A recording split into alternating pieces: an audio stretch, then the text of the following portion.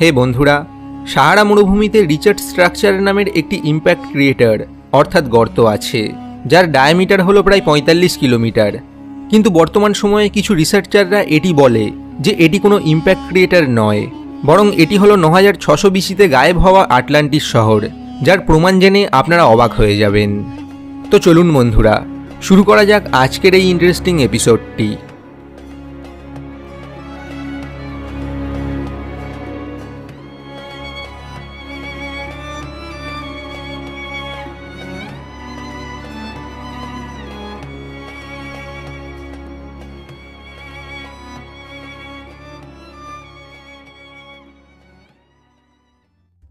Atlantis শহরের প্রসঙ্গ সবচেয়ে প্রথমে গ্রিক ফিলোসফার প্লেটো তুলেছিলেন, যেখানে তিনি বলেছিলেন যে আটলান্টিস ওনার সময় থেকে প্রায় ৯০০০ বছর আগে এক্সিস্ট করত, যা একদিন হঠাৎ করেই রহস্যময়ভাবে গায়েব হয়ে যায়।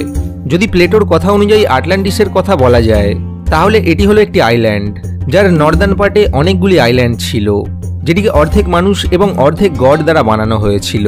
এই সিভিলাইজেশনটি একটি গ্রেট পাওয়ার হয়ে গিয়েছিল, যার কন্ট্রোল আফ্রিকা এবং ইউরোপ পর্যন্ত বিস্তৃত ছিল। আর এদের ঘর একটি আইল্যান্ডে কেন্দ্রীভূত ছিল, যা একটি ক্যানেলের দ্বারা লিঙ্ক ছিল।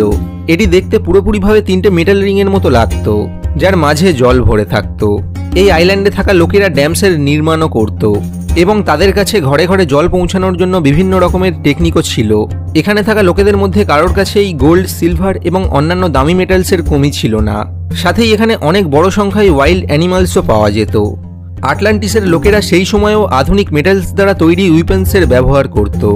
সেখানেই সেই সময় পৃথিবীর আর কোনো জায়গায় মজবুত মেটালস দ্বারা তৈরি আধুনিক অস্ত্রের ব্যবহার হতো না। যদিও আটলান্টিস কোথায় ছিল এর ব্যাপারে কারোর কাছেই কোনো সলিড প্রমাণ নেই, কিন্তু কিছু রিসার্চার এটি মনে করে যে আটলান্টিস মেডিটেরানিয়ান সিতে আছে।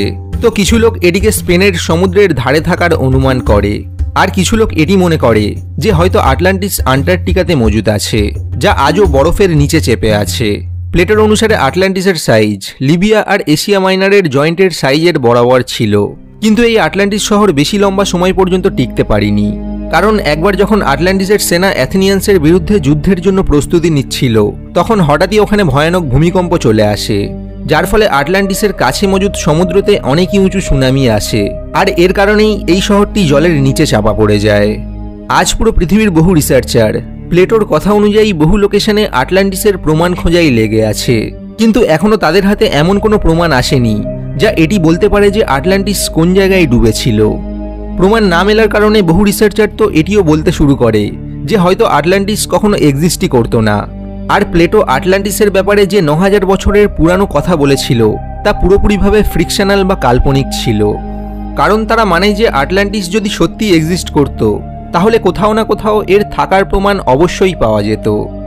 সম্প্রতি কিছু সময় আগে একটি রিসার্চ থেকে এটি প্রমাণ হয়েছে যে প্লেটো আটলান্টিসের বিনাশের যে সময় বলেছিল, ঠিক সেই সময়ই পৃথিবীতে একটি বিশাল বড় জিওলজিক্যাল ইভেন্ট ঘটেছিল।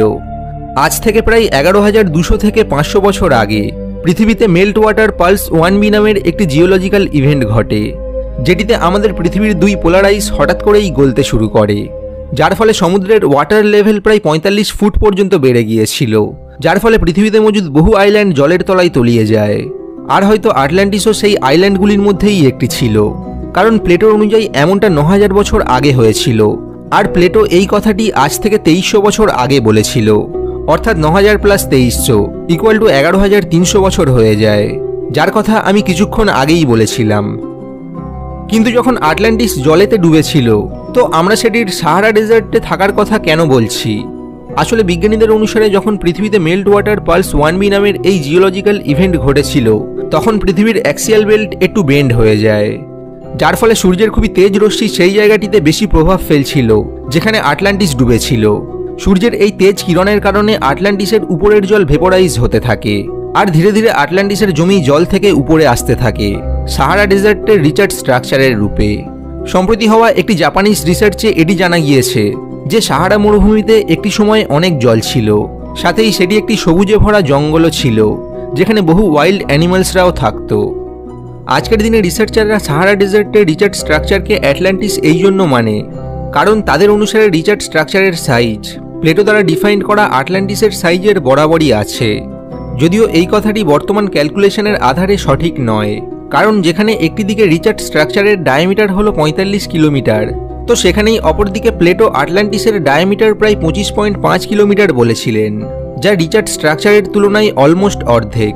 কিন্তু তবুও বহু রিসার্চাররা এমনটা মনে করে যে হয়তো আমাদের মানুষের দ্বারা প্লেটো দ্বারা ডিফাইন করা সাইজের ক্যালকুলেশন করাতে কোনো ভুল হয়ে গিয়েছে, যেই কারণে আজ রিচার্ড স্ট্রাকচার আর আটলান্টিসের সাইজ ম্যাচ করে না।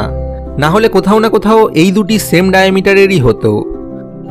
যদি আপনার এখনও মনে হয় যে প্লেটোর আটলান্টিস সিটি আর রিচার্ড স্ট্রাকচারের মধ্যে কোনো লিঙ্ক নেই, তো আপনি এটি শুনে নিন। তো মৌরিটানিয়া দেশ, যেখানে সাহারা ডেজার্ট তো মজুদ আছে, তো ওখানের হিস্ট্রিকে যদি দেখা যায় তাহলে তাদের প্রথম রাজার নাম অ্যাটলাস ছিল। আর যেমনটা আমি আপনাদের ভিডিওর প্রথমেই বলে দিয়েছিলাম যে সমুদ্রের দেবতা পোসাইডন নিজের সবচেয়ে বড় ছেলে অ্যাটলাসকেই আটলান্টিসের রাজা বানিয়েছিল, যেই কারণে মৌরিটানিয়া আর অ্যাটলান্টিসের রাজার নাম কোইন্সিডেন্টালি পুরোপুরি সেম হয়ে যায়। ফাদার অফ হিস্ট্রি হেরোডোটাসের অনুসারে এই পৃথিবীতে অ্যাটলান্টিস নামের একটি প্রাচীন শহর ছিল, যেটিকে তিনি তার ম্যাপেতেও দেখিয়েছিলেন। আর ম্যাপেতে অ্যাটলান্টিস যেই লোকেশনেতে মজুদ আছে সেখানেই আজকের রিচার্ড স্ট্রাকচার এক্সিস্ট করে, যেটি কোথাও না কোথাও এটি প্রমাণ করার জন্য যথেষ্ট যে মৌরিটানিয়ার রিচার্ড স্ট্রাকচার অর্থাৎ আই অফ দ্য সাহারাই হলো অ্যাটলান্টিস। কিন্তু যদিও এই কথাটি পুরোপুরিভাবে প্রমাণিত হতে পারেনি, কিন্তু যদি সায়েন্টিস্ট আর আর্কিওলজিস্টরা যদি রিচার্ড স্ট্রাকচারকে ভালোভাবে এক্সপ্লোর করে, তো তাহলে তখন হতে পারে যে তারা সেখানে ফিশ ফসিলস আর সিরক্সের মতোই আটলান্টিসের কোনো প্রমাণও পেয়ে যায়, যা পৃথিবীর ইতিহাসকে একটি নতুন মাত্রা দিতে পারে। তো বন্ধুরা, আপনাদের কি মনে হয় রিচার্ড স্ট্রাকচারই কি তাহলে আটলান্টিস, নাকি এটি কোনো দ্বিতীয় মিস্ট্রি হতে পারে? আপনাদের মতামত আমাকে নিচে কমেন্ট করে অবশ্যই জানাবেন। এবং যদি বন্ধুরা আপনারা আটলান্টিসের ব্যাপারে আরও ডিটেলসে ভিডিও চান তাহলে সেটিও আমাকে কমেন্টে জানান। তো বন্ধুরা, আজকের ভিডিওটি এই পর্যন্তই। দেখা হবে পরের আরও একটি ইন্টারেস্টিং এবং নলেজফুল ভিডিওতে। ততক্ষণের জন্য good bye, take care and thanks for watching.